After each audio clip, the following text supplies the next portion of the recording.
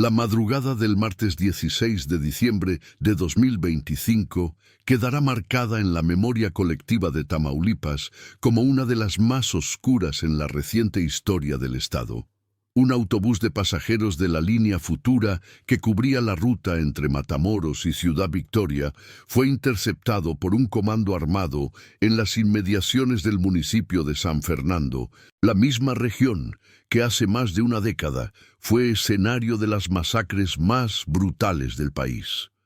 Lo que comenzó como un viaje nocturno rutinario terminó convirtiéndose en una pesadilla que ha paralizado a las comunidades del norte de Tamaulipas y ha expuesto, una vez más, la vulnerabilidad de los corredores carreteros que atraviesan el territorio controlado por grupos criminales que operan con impunidad casi absoluta.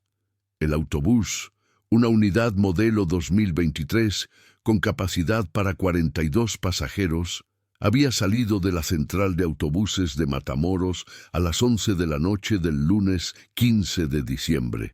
Llevaba a bordo 38 personas, entre ellas familias completas que regresaban a sus pueblos para las celebraciones decembrinas, trabajadores que viajaban a Ciudad Victoria para empleos temporales, estudiantes universitarios que volvían a casa tras finalizar el semestre, y al menos 2 comerciantes que transportaban mercancía para sus pequeños negocios. El conductor, Ramiro Estrada Maldonado, de 53 años, era un hombre experimentado con más de 20 años recorriendo las carreteras tamaulipecas, conocido entre sus compañeros por su prudencia y su capacidad para detectar situaciones de riesgo. Antes de continuar con todos los detalles de este caso que ha conmocionado al país, te invito a que te suscribas a nuestro canal para mantenerte informado sobre las noticias más importantes que sacuden a México. Déjanos en los comentarios desde qué ciudad o estado nos estás viendo. Tu apoyo nos ayuda a seguir investigando y trayéndote la verdad sin censura. Según los testimonios preliminares recopilados por fuentes cercanas a la investigación ministerial, el autobús transitaba sin contratiempos por la carretera federal 101, también conocida como la carretera Matamoros-San Fernando Soto-La Marina. Aproximadamente a la altura del kilómetro 87, en un tramo particularmente desolado, conocido localmente como el Crucero de Santa Rosa, cerca de las 2:15 de la madrugada, el conductor divisó a lo lejos lo que parecían ser luces intermitentes sobre el asfalto. En un principio, Ramiro creyó que se trataba de un retén militar o de la Guardia Nacional, una presencia común en esa zona desde hace años, debido a los constantes enfrentamientos entre células criminales que disputan el control de las rutas de tráfico de personas, drogas y armas hacia la frontera con Estados Unidos. A medida que el autobús se aproximaba, sin embargo, la escena se reveló distinta a cualquier operativo oficial. Sobre la carretera habían sido colocadas estacas metálicas tipo ponchallantas, también conocidas como ponchallantas caseras, fabricadas con varillas soldadas en forma de estrella, diseñadas específicamente para detener vehículos en movimiento. Junto a estos obstáculos había 3 camionetas pick-up, 2 de ellas tipo Raptor color negro sin placas y una tercera Silverado gris con vidrios polarizados.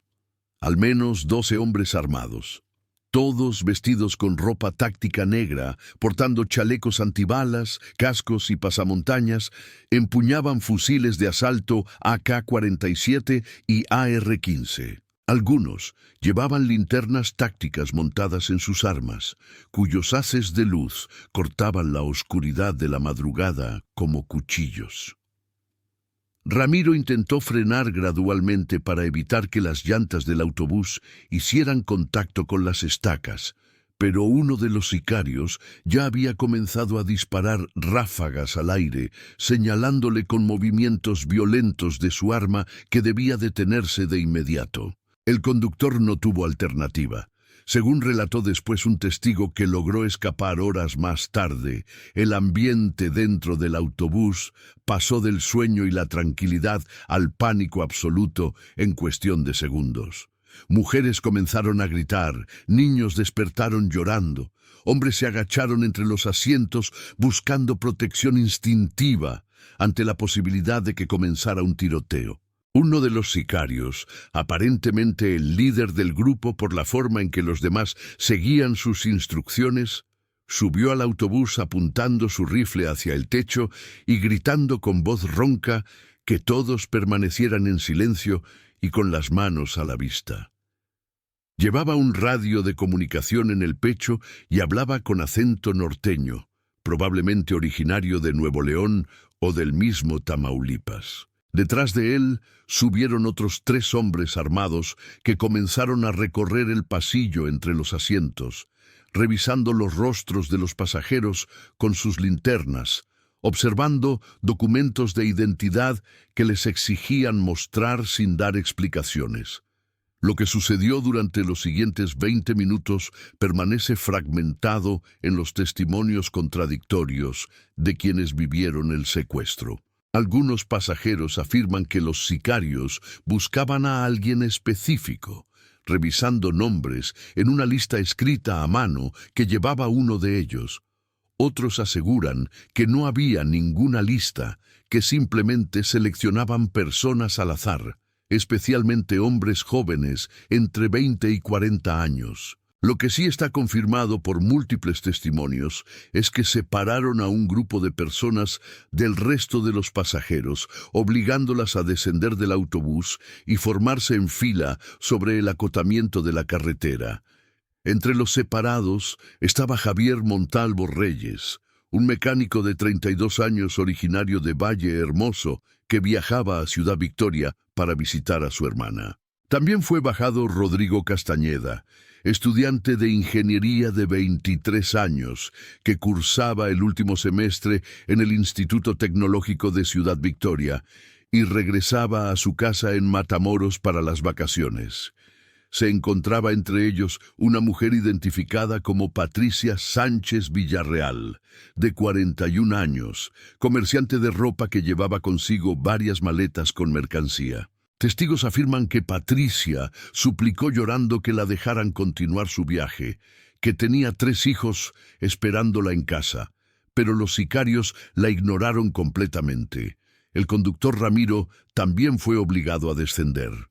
Uno de los pasajeros que permaneció dentro del autobús relató más tarde que escuchó cómo los sicarios le decían a Ramiro que tendría que llevar el autobús hasta otro punto, que no le pasaría nada si cooperaba. Sin embargo, lo que sucedió después contradice por completo esa promesa. Según investigadores estatales que accedieron a hablar bajo condición de anonimato, los sicarios nunca tuvieron intención de dejar testigos entre quienes fueron separados del grupo principal. Mientras tanto, dentro del autobús, los pasajeros restantes permanecían aterrorizados, algunos rezando en voz baja, otros intentando grabar discretamente con sus teléfonos celulares, hasta que uno de los sicarios amenazó con ejecutar a quien viera con un dispositivo en la mano. Una mujer de edad avanzada sufrió una crisis nerviosa y comenzó a hiperventilarse, requiriendo asistencia de otros pasajeros que le daban palmadas en la espalda mientras intentaban calmarla sin hacer ruido que pudiera molestar a los captores. Aproximadamente a las 2:40 de la madrugada, después de haber separado a 12 personas en total del autobús, incluyendo al conductor, los sicarios ordenaron que las camionetas formaran una caravana. Colocaron a los secuestrados en las cajas de las pick-ups, obligándolos a sentarse en el piso metálico con las manos en la cabeza. Uno de los sicarios abordó el autobús, se sentó en el asiento del conductor y comenzó a manejarlo siguiendo a las camionetas por una brecha de terracería que se adentraba hacia el monte, alejándose de la carretera federal. Los pasajeros que quedaron dentro del autobús secuestrado experimentaron minutos de terror indescriptible mientras la unidad avanzaba por caminos sinuosos entre la vegetación, sin luces, guiada únicamente por las luces traseras de la camioneta que iba adelante. Nadie hablaba. El silencio solo era interrumpido por el llanto ahogado de algunos niños y el sonido irregular del motor del autobús luchando contra el terreno irregular. Después de aproximadamente 15 minutos de trayecto por la brecha, el autobús se detuvo abruptamente en un claro rodeado de mezquites y huizaches, un área que parecía usarse frecuentemente como punto de reunión o campamento temporal, pues había evidencias de fogatas recientes y algunos tambos de 200 litros cortados por la mitad que servían como contenedores. El sicario que conducía el autobús descendió sin decir palabra y dejó el motor encendido. Los pasajeros esperaron en silencio, sin atreverse a moverse. Escuchaban voces afuera, órdenes siendo gritadas en la oscuridad, el sonido de las puertas de las camionetas cerrándose con violencia. Después, silencio absoluto. Minutos más tarde, el sonido de los motores de las camionetas alejándose en diferentes direcciones.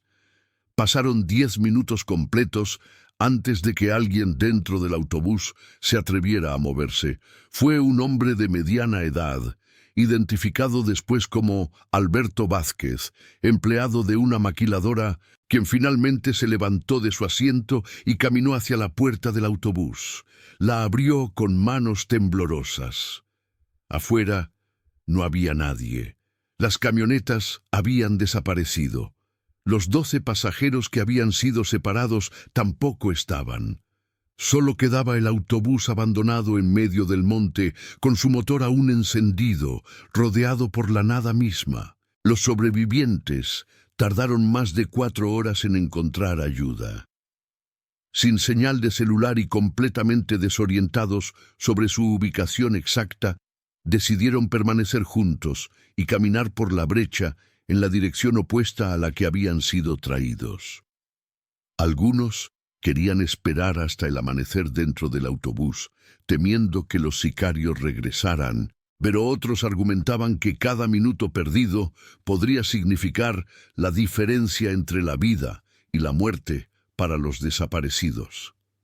Finalmente, cerca de las 7 de la mañana del martes, el grupo emergió a la carretera federal en un punto aproximadamente 12 kilómetros al sur del sitio original del secuestro. Detuvieron a un camión de carga que transportaba frutas y verduras hacia Matamoros, cuyo conductor accedió a llevarlos hasta el retén militar más cercano. Las autoridades militares que recibieron la denuncia inicial activaron de inmediato los protocolos de búsqueda y rescate. Elementos del Ejército Mexicano, de la Guardia Nacional y de la Fiscalía General del Estado se desplegaron por toda la región de San Fernando, estableciendo retenes en todas las salidas del municipio y comenzando rastreos aéreos con helicópteros equipados con cámaras térmicas. Sin embargo, para ese momento ya habían transcurrido más de 5 horas desde el secuestro, tiempo más que suficiente para que los captores trasladaran a los rehenes a ubicaciones remotas o, en el peor de los escenarios, para que los hubieran ejecutado. El hallazgo del autobús abandonado se produjo alrededor de las 9 de la mañana. Elementos militares, guiados por algunos de los sobrevivientes que aceptaron regresar al área para señalar la ubicación, encontraron la unidad exactamente donde había sido dejada, con las puertas abiertas y el motor ahora apagado tras haberse quedado sin combustible. Los peritos forenses estatales realizaron el levantamiento de evidencias, recolectando huellas dactilares, colillas de cigarros, envolturas de alimentos y otros rastros que pudieran ayudar a identificar a los responsables, aunque todos los investigadores consultados coinciden en que la probabilidad de encontrar evidencia útil es mínima, dado que los sicarios Parecían profesionales experimentados que conocen perfectamente cómo evitar dejar rastros identificables. En los alrededores del punto donde fue abandonado el autobús, los rastreadores militares encontraron marcas de llantas correspondientes a vehículos tipo pick-up que se dirigían en múltiples direcciones, sugiriendo que los captores dividieron a los secuestrados en grupos separados para dificultar su localización. También se hallaron casquillos percutidos calibre 7.62 milímetros, correspondientes a munición de AK-47, aunque no había evidencia de que se hubiera producido un enfrentamiento. Los casquillos probablemente provenían de las ráfagas intimidatorias disparadas al aire durante el secuestro inicial en la carretera. La noticia del secuestro se propagó como pólvora a través de las redes sociales durante la mañana del martes. Familiares de los desaparecidos comenzaron a llegar desesperados a las instalaciones de la Fiscalía General del Estado en Ciudad Victoria y en Matamoros, exigiendo información y respuestas que las autoridades no podían proporcionarles. María del Carmen Reyes, madre de Javier Montalvo, el mecánico secuestrado, declaró entre lágrimas frente a las cámaras de medios locales: «Mi hijo solo iba a visitar a su hermana. No tiene nada que ver con nada malo. Es un trabajador honesto que mantiene a sus 2 niños. Por favor, quien tenga información, quien sepa algo, que nos ayude a encontrarlo. Las autoridades no nos dicen nada, solo que están buscando, pero ya pasaron muchas horas y no sabemos si está vivo o muerto». La angustia de los familiares se amplifica por el sombrío historial de San Fernando, municipio que desde 2010 ha sido escenario de múltiples masacres perpetradas por grupos del crimen organizado. La más notoria ocurrió en agosto de 2010, cuando 72 migrantes centroamericanos y sudamericanos fueron ejecutados por negarse a trabajar para el cártel de los Zetas. Meses después, en abril de 2011, fueron descubiertas 47 fosas clandestinas que contenían los restos de 193 personas, la mayoría pasajeros de autobuses que habían sido secuestrados en carreteras tamaulipecas. Desde entonces, San Fernando se ha convertido en sinónimo de terror carretero, una advertencia viviente sobre los peligros de transitar por las carreteras del noreste mexicano. Habitantes de San Fernando y municipios aledaños han confirmado que durante los últimos meses la violencia en la región se ha recrudecido dramáticamente debido a una guerra territorial entre facciones del Cártel del Golfo y células remanentes del Cártel del Noreste, brazo armado de los Zetas. Ambos grupos disputan el control de las rutas que conectan el interior del estado con la frontera de Matamoros, un corredor estratégico para el tráfico de drogas, armas y personas indocumentadas que intentan cruzar hacia Estados Unidos. Los secuestros de autobuses, aunque menos frecuentes que hace una década, nunca han desaparecido por completo. Las empresas de transporte habitualmente pagan cuotas de protección a los grupos criminales para garantizar el tránsito seguro de sus unidades. Pero en contextos de guerra territorial, estas treguas se rompen constantemente.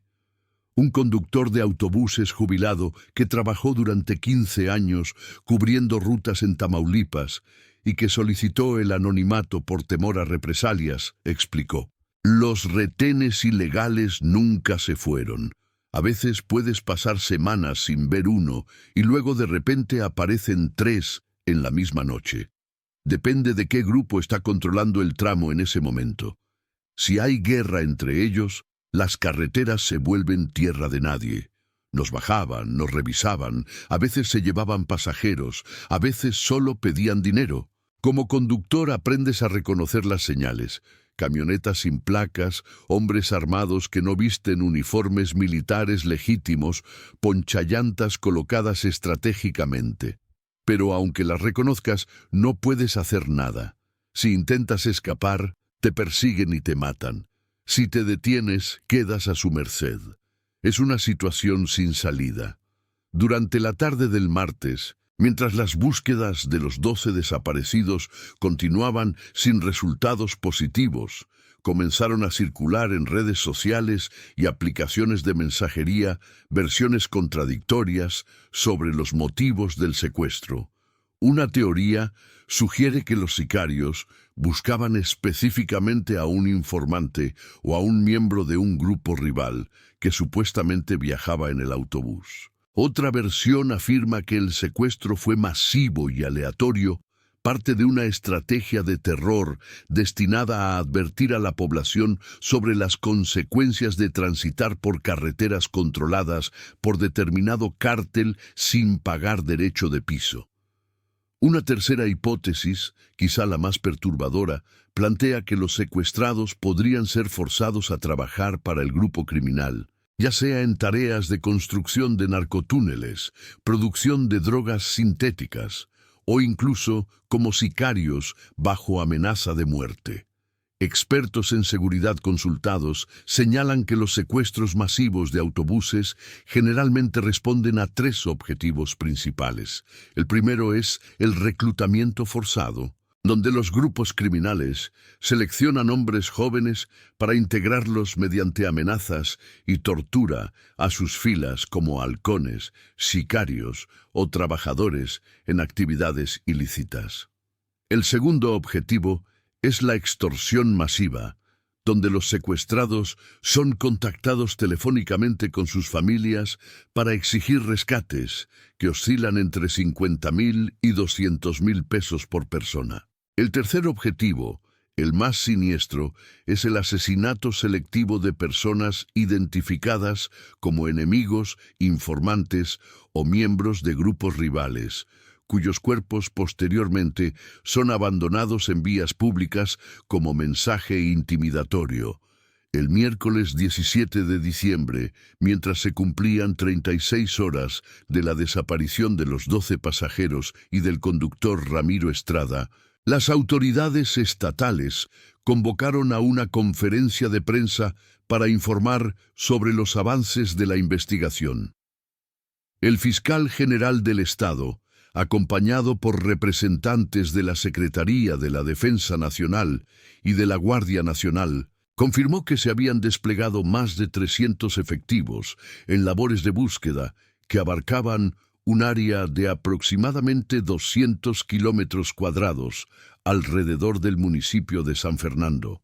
Se anunció también que se había solicitado el apoyo de perros entrenados en la detección de restos humanos, así como equipos especializados en georradar para detectar posibles fosas clandestinas. Sin embargo, el discurso oficial contrastaba dramáticamente con la información que circulaba extraoficialmente entre periodistas locales y activistas de derechos humanos. Varias fuentes aseguraron que las autoridades habían recibido reportes anónimos sobre detonaciones de arma de fuego escuchadas durante la madrugada del martes en ranchos ubicados al oeste de San Fernando, aproximadamente a 40 kilómetros del punto donde fue interceptado el autobús. Estos reportes no fueron confirmados oficialmente, pero residentes de comunidades rurales cercanas afirmaron haber escuchado disparos sostenidos alrededor de las 3 de la mañana, seguidos de movimientos inusuales de vehículos por brechas que normalmente permanecen desiertas durante la noche. Don Esteban Villarreal, ganadero de 74 años que vive en un rancho cercano a la zona donde supuestamente se escucharon los disparos, comentó: «Aquí uno aprende a no ver, a no oír y a no decir nada. Esa noche sí hubo movimiento, eso puedo confirmarlo. Escuchamos camionetas pasando rápido por la brecha que está detrás de mi propiedad, cosa que no es normal a esas horas. También hubo disparos, muchos disparos, pero uno no sale a investigar porque eso es lo que te mata. Mi esposa estaba asustada, quería que llamáramos a alguien, pero ¿a quién llamas? Si llamas a la policía municipal, ellos mismos pueden estar coludidos. Si llamas al ejército, para cuando llegan ya no hay nada. Y si alguien se entera de que fuiste tú quien llamó, entonces tu familia entera está en peligro. Así que haces lo que todos hacen, apagas las luces, te escondes y rezas para que no vengan hacia tu casa. El testimonio de don Esteban refleja el clima de miedo generalizado que prevalece en las comunidades rurales de Tamaulipas, donde la presencia del Estado es mínima y el control territorial lo ejercen grupos criminales que operan con total impunidad. Para muchos habitantes de estas regiones, el gobierno es una abstracción distante que solo se manifiesta ocasionalmente a través de patrullajes militares que transitan rápidamente por las carreteras sin adentrarse realmente en los caminos de terracería donde ocurre la mayor parte de la actividad criminal. Durante las siguientes horas del miércoles, los familiares de los desaparecidos organizaron una manifestación frente al Palacio de Gobierno en Ciudad Victoria, bloqueando temporalmente la avenida principal de la capital tamaulipeca, mientras exigían la intervención directa del gobierno federal en las búsquedas. Portando fotografías de sus seres queridos y gritando consignas contra la inseguridad que azota al Estado, los manifestantes denunciaron la lentitud de las investigaciones y la falta de información proporcionada por las autoridades.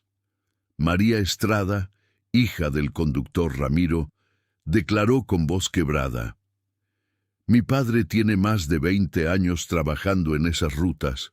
Conoce todos los riesgos, ha pasado por retenes, ha visto cosas terribles, pero siempre regresaba a casa. Ahora está desaparecido y nadie nos dice nada concreto. Queremos saber si lo están buscando realmente o si ya lo dieron por muerto. Necesitamos respuestas, necesitamos que nos regresen a nuestros familiares, vivos o muertos, pero necesitamos saber».